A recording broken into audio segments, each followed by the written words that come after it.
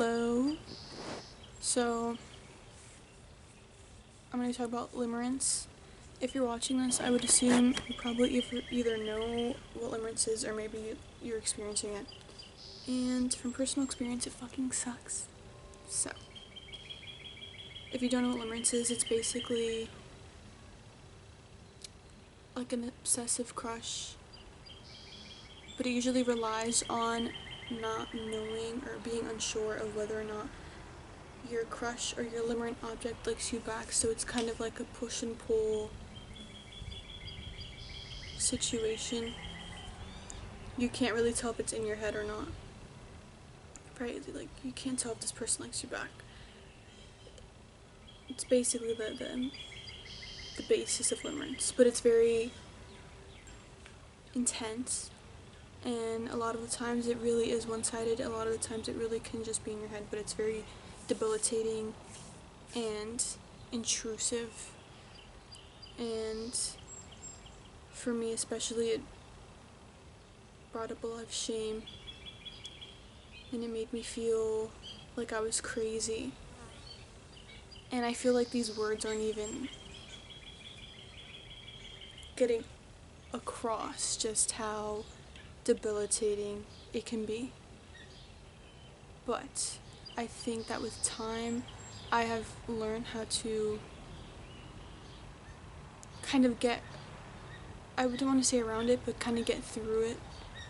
And at least I know how to stop it from getting worse. I know how to stop my limerent thoughts from getting worse, and I know how to manage it and handle it. And I'm very proud of myself for that, but it took a long time to get here, and it took a lot of reflection and accountability. I think that if you experience limerence, at least definitely in my experience, you probably lacked a decent amount of love in your childhood, of real love, unconditional love.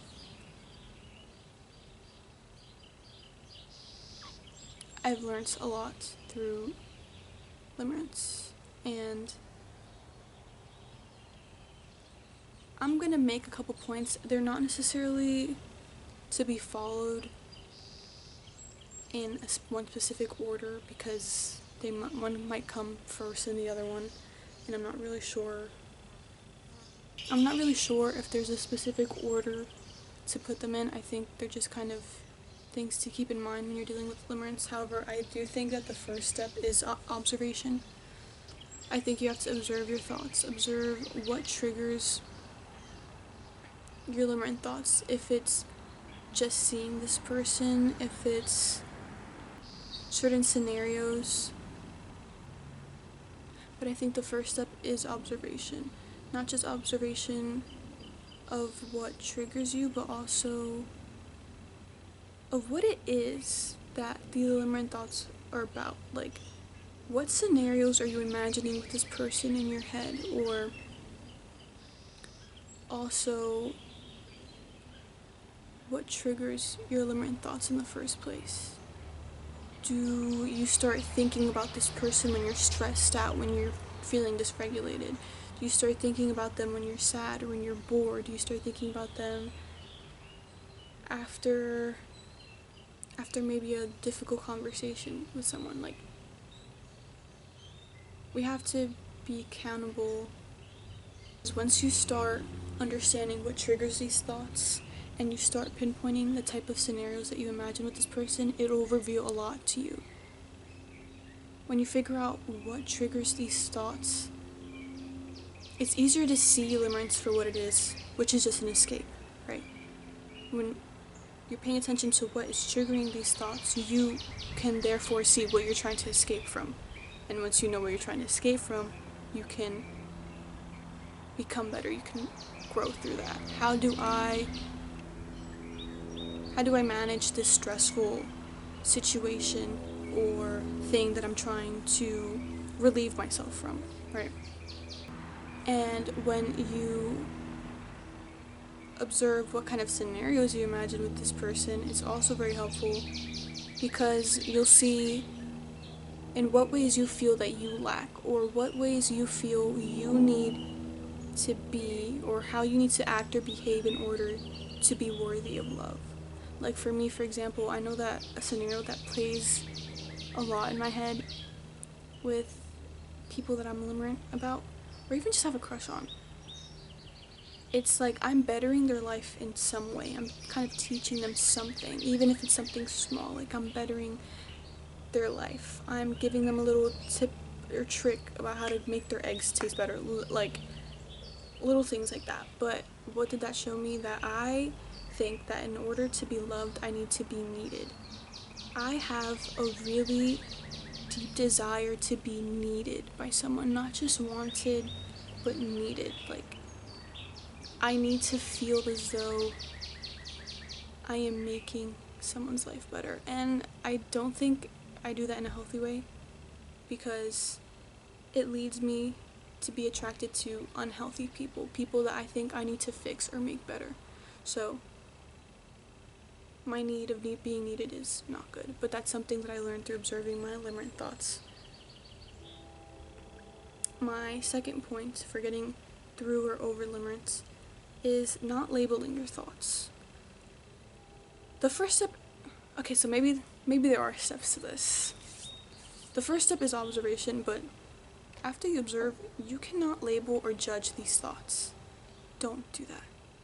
That's gonna make it so much worse. If you label your thoughts as bad, if you let your thoughts determine your worth, you're just gonna feel worse about yourself, and it's going to keep you in a never-ending cycle of these thoughts. You don't want to label them as good or as bad, because a lot of the times we project a storyline onto these thoughts. There doesn't need to be a storyline. There doesn't need to be anything attached to these thoughts. When you catch yourself in the middle of a limerent thought trap, breathe and release it. Observe it, yes. This triggered it. Or, that was an interesting scenario that was playing in my head. Let me journal about it. But don't label it as good or bad. Don't sit in shame about it. Exit the shame spiral, because the worst thing about limerence isn't even just the intrusiveness of it. It's the fact that it makes you feel like you're crazy. It makes you feel so unworthy. It makes you feel so desperate. So a thought can just be a thought. Just a thought can be a thought. As a matter of fact, that's all anything you ever think is. It's just a thought. It doesn't have to determine anything about your worth or who you are as a person. It doesn't have to determine whether or not you're a good person or not. It doesn't have to determine whether or not you're worthy of love. It has nothing to do with that. Once you allow it to just be a thought, it no longer dictates anything about you, and you can then therefore reclaim your power. So, yes, observe, and yes, take accountability, but taking accountability doesn't mean shaming yourself or repressing your feelings or your thoughts, because repressing it is only going to make it worse. I promise you. Trying to ignore limerence just makes it worse.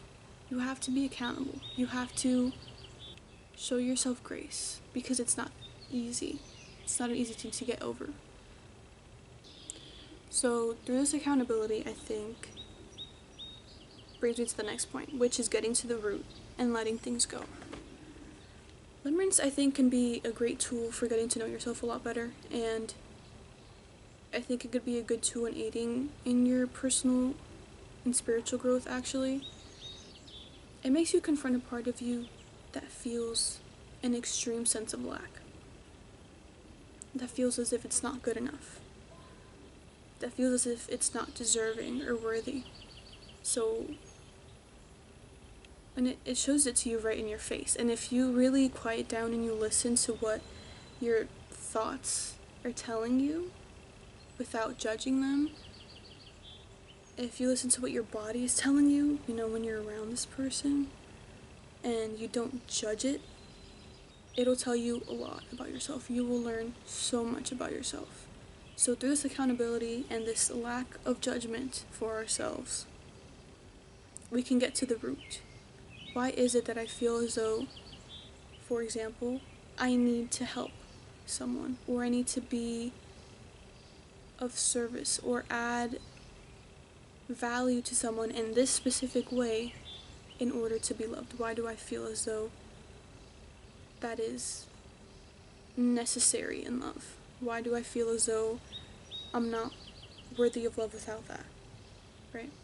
And I personally am still working on that aspect of trying to understand that more. And what specifically might have happened or not happened in my childhood to make me feel a sense of lack. It's still something I'm working on, alright? It's something you work at every day, and that's okay. But I do have a better understanding of what I'm attracted to and what I think, or who I think I need to be in order to be loved. I have a better understanding of that now. More could probably be said on that, but again, I have not gotten too far into that, but I think that's kind of one of the goals as far as getting through limerence. It's getting to the root, because when you get to the root of whatever's triggering your limerence, you get to the root of a lot of things about yourself, and I think this is necessary information that I think that knowing why you're attracted to the things that you're attracted to, and knowing what you think or who you think you need to be in order to be loved, is information that everyone should have. And I think that if we reframe limerence as something shameful into something that could be used as a tool, if we reframe it to look at it as a beautiful tool, it'll help us that much more in order to know ourselves better. It'll help us that much more on our journey of self-expansion.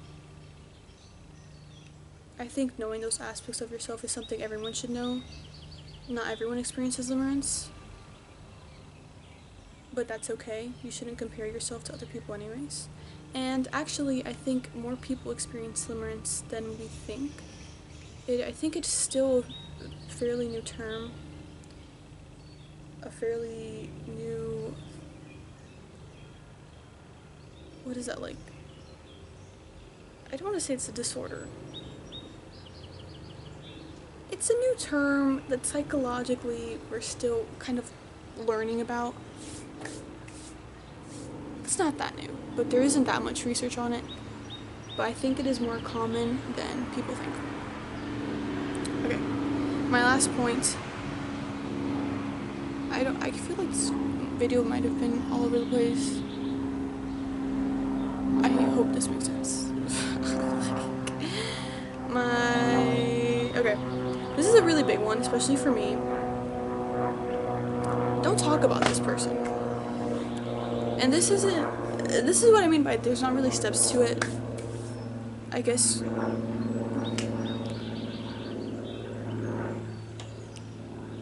is there steps? This one isn't really a step, it's just a very important point that I'm trying to make. Don't talk about this person. Let me elaborate on this. It could be fun to talk about this person because, oh, it's just a crush. But it's not really just a crush. The reason I say don't talk about them, and if you're in therapy or something, talk to your therapist about it. But if you're with your friends, don't bring up your limerent object and say, say the stupid things that you say to your friends when you have a crush on someone. Oh, they're so this, oh, they're so that. Yesterday, I talked to them and it was so like, oh, whatever. I can't think of anything off the dome. Just stop talking about them. Stop ruminating on what fucking shirt they wore yesterday because they looked so good. No, don't do that. Don't, like, I've learned this the hard way, okay? And sometimes it's hard, especially if you're young. I'm gonna put this towards eloquently. It could be hard because when you're with your friends, it's exciting to talk about a crush. Oh, it's fun. It makes you feel like you have something to talk about, right? Especially if maybe there isn't much else that's exciting to talk about for you. You know, doesn't matter. This was a big issue for me.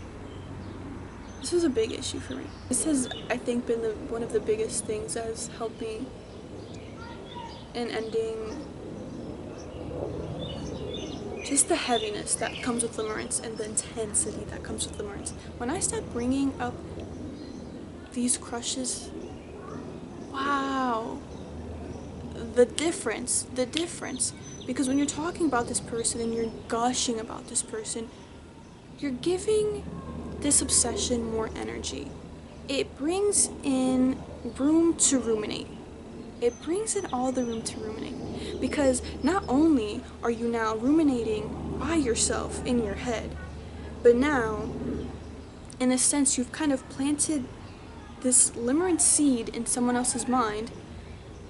So you're hanging out with this person again, and even if they don't bring up your limerent object, you're aware that they know about the limerent object, which brings in more room for you to keep ruminating, right? Now that they know, when you see them, there's a chance you're going to either start thinking about your limerent object again, or you're going to bring them up again, because it's already been discussed. You've already created space for your limerence in this relationship with this other person. So, I hope that made sense. Don't plant the seed in someone else's mind.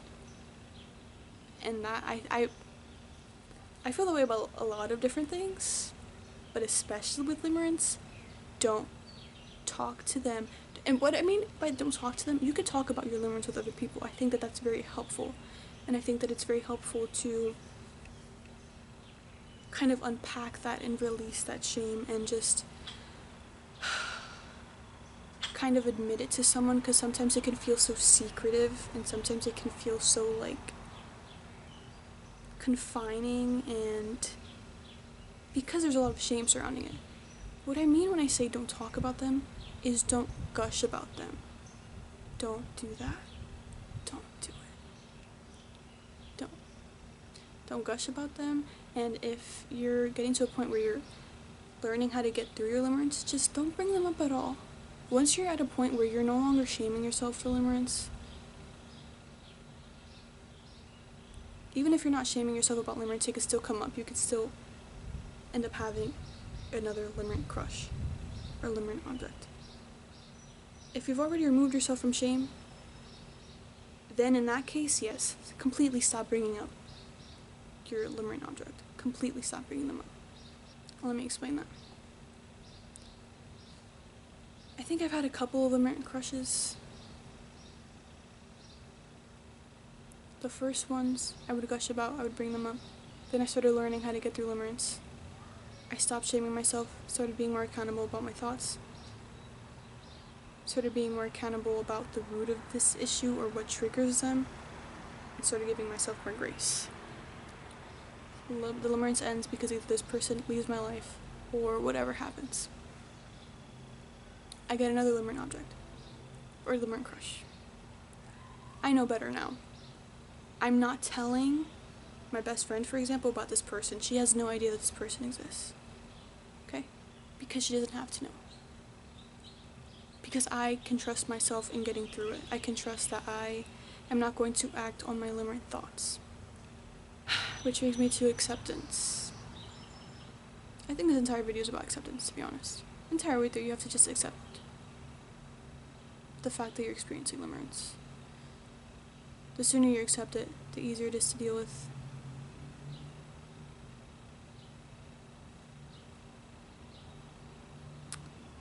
It's not easy, but it's nothing to be ashamed about. Yeah.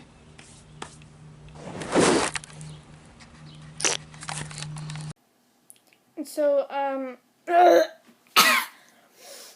something happened that I didn't want to happen, and that's that I accidentally ended the video, and I was doing so well, you don't even know. So.